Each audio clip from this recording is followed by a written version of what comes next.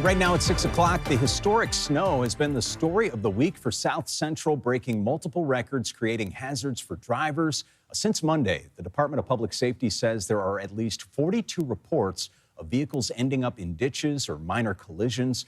But the snow coming to an end for now. There are some new concerns in the forecast. And we've got Chief Meteorologist Melissa Fry back tonight. Good to have you back, Melissa. And certainly she's got her work cut out for her with all these weather impacts. Yeah, Melissa, do you have a first alert for us? Yeah, 2026, again, already going down in those record books, John and Gus. I want to show you the numbers from just the past 2 days. It was 19.4 inches. That is if you include a little bit on Sunday as well. That's the snowfall total for Anchorage. Highest 2-day January snowfall on record. It is now the snowiest January to date for those first 6 days of the month. Most consecutive days of 9.4 inches or more. Anywhere you slice it, again, more snow than we expect to see early in January. And this comes after we already smashed all of those records to end 2025 in Juneau. 49 inches in 5 days. A long list of new records set in Southeast because of that historic snow at the end of December. And now we are going to see a turn to new impacts for South Central. The snow is done,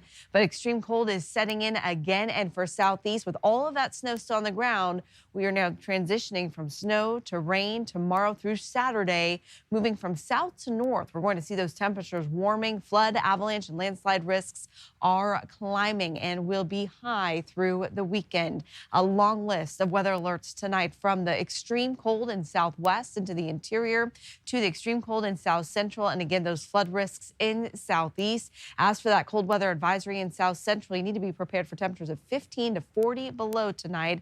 Out west, even colder with strong winds and a dangerous wind chill value. Bethel seeing wind chill values near 50 below. And in southeast, again, heavy snow still up north, but it is time to start preparing for wind and flooding across much of southeast as we head into the next couple of days. And it's already cold. 8 below in Anchorage, 12 below tonight in Palmer. Fairbanks sitting at 16 below. I'll have a closer look at those impacts in your extended forecast here in a few minutes. All right, Melissa, thank you. We'll check back in a little bit. In Anchorage tonight, plows running nonstop, making sure people can, well, just get around.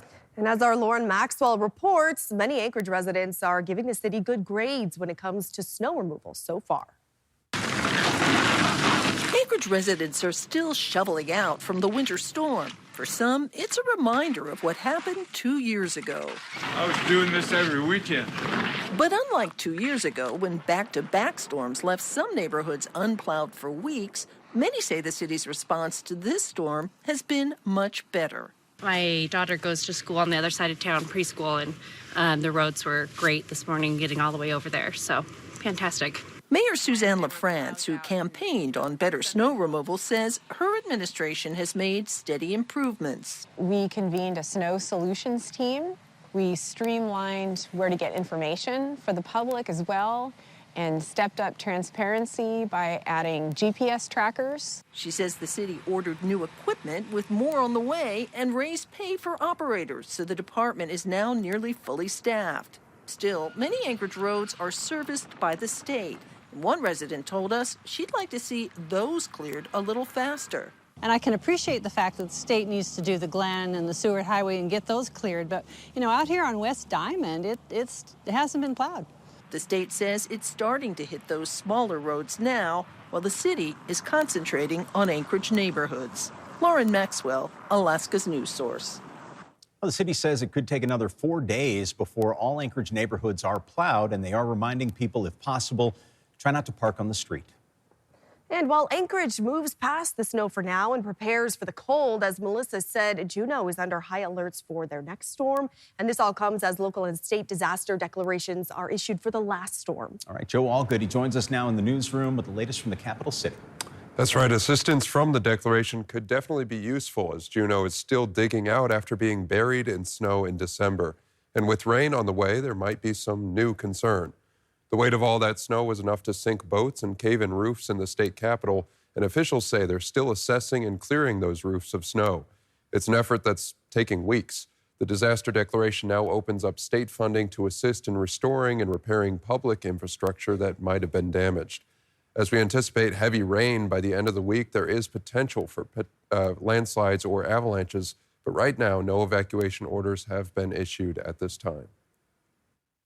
This disaster is unique, where we have disasters in Juneau like the flood that are pretty targeted.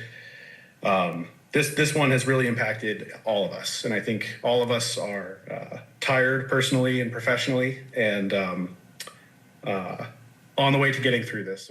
Juneau officials say locals should still be prepared in the event of a landslide or avalanche and become familiar with evacuation routes, having supplies ready in a go bag. John, Augusta. Thank you so much for your reporting on that. Pivoting now, were the U.S. operations in Venezuela legal? That's a question Alaska's delegation is split on after senators were briefed by the Trump administration today. Right, the briefings come the day before the Senate will vote on whether or not to end military operations in Venezuela. Political reporter Will Courtney standing by. Will, do you know where our senators stand heading into tomorrow? Yeah, John, Augusta, we don't know exactly how they plan to vote yet, but as you said, the day before they're voting on a bill which could end the use of U.S. forces in Venezuela, Senator Murkowski isn't certain the actions of the U.S. were legal. Now, in a statement I got from her spokesperson today, he says, quote, Nicolas Maduro is a dictator who led a brutally oppressed regime, and Venezuela and the world are better places without him in power. But listen to this.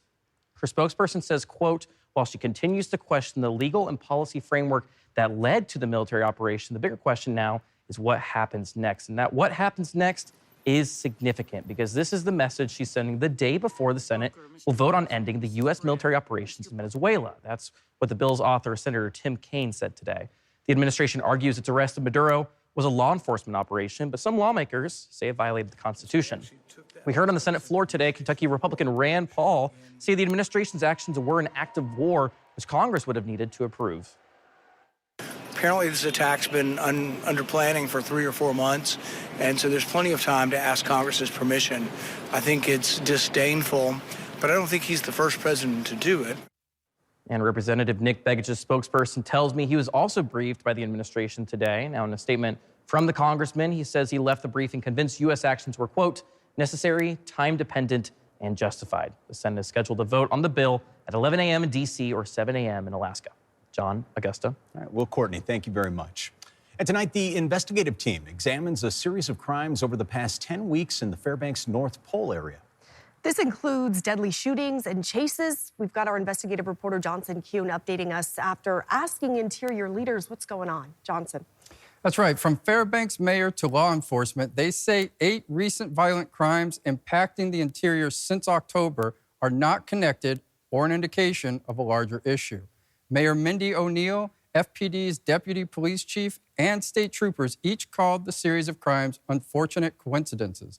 We're talking about 7 people shot and 4 killed, starting with a 15-year-old at a party in October, leading us to this past week when DPS says 2 troopers responding to a mental health call fatally shot a man they say charged them with a knife, to what police say was a stolen car chase they say may be connected to mail theft. My full story is live on our website and mobile app right now, and we also bring it to you on our late edition. And there have been arrests in all of the cases except November 20th case, where troopers say someone shot at 2 trucks driving on their highway. Troopers say some private companies are offering a $20,000 cash reward to help solicit tips, and that information is available on our website and mobile app as well. Johnson Kuhn, Alaska's news source. For service members on J-Bear, the long winter workouts just got a big upgrade. Hangar 5, it's back open after months of renovations, giving troops a brand new space to stay fit, get ready. Georgina Fernandez takes us inside the gates. Out here on J-Bear. This is the best track here at J-Bear now? It's more than just laps around the track. It's steps towards enhancing security.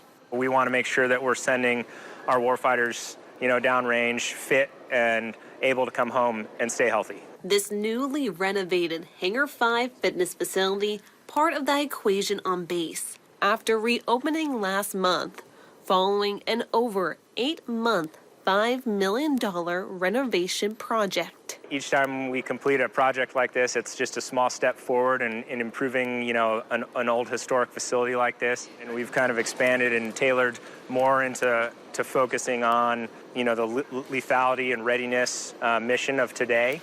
And so tying directly into the Secretary of War's, vision of making sure that we're providing capability and resources for our soldiers and airmen to kind of train and get after it. On the daily, Jaber says they see around 400 people working out here. Morning time is usually the busiest during that PT rush. The open concept space allows units to conduct physical training exercises, enhancing their cardio, respiratory endurance, and strength. Basically building, that chassis to be able to carry them through combat. Hangar 5 is also a place to gather and work individually for both service members and dependents, where they can take advantage of the track. This is everybody's favorite track for wintertime because it's the least amount of laps for the 1.5 miles. In weightlifting areas.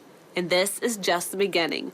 Jaber says new additions are still coming with the hopes of being done by summer. Inside the gates, Georgina Fernandez, Alaska's news source. Thanks for listening. Click subscribe so you can get the latest podcast from Alaska's news source automatically. And stay up to date with breaking news and in-depth reporting available for free 24/7 with the Alaska's news source app.